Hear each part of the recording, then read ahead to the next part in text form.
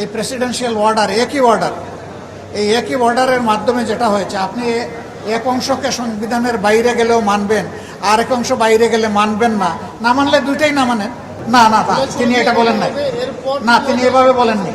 তিনি বলেছেন এই ব্যাপারে শুনেছি আদালতেও আশ্রয় নেওয়া হয়েছে, আমি সঠিক জানি না সেইটা কোন কি হবে না হবে, তিনি এই ব্যাপারে ক্লিয়ার কিছু বলেন। আমি কার্য উপদেষ্টা কমিটির বৈঠকে বিষয়টি নিয়ে আলোচনা করার কথা বলা হয়েছে, আহ্বান জানিয়েছেন আপনাকে যে আমরা এটা কার্য উপদেষ্টা কমিটির বৈঠকের সাবজেক্ট মনে করি না।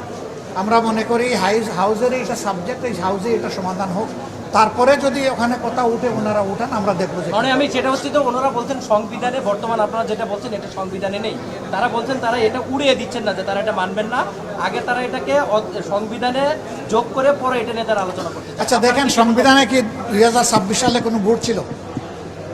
এটা তো ছিল না। এই প্রেসিডেন্সিয়াল অর্ডার এই একই অর্ডারের মাধ্যমে যেটা হয়েছে, আপনি এক অংশকে সংবিধানের বাইরে গেলেও মানবেন, আর এক অংশ বাইরে গেলে মানবেন না, না মানলে দুইটাই না মানেন, আর মানলে তো দুইটাই মানতে হবে। তার মানে আপনার কি সংসদে আলোচনা? এবং একটা কথা আছে যে পাবলিক অপিনিয়ন বা উইল হইল সুপ্রিম কনস্টিটিউশন, তো সেখানে গণভোটে আপনি রায় নিয়েছেন।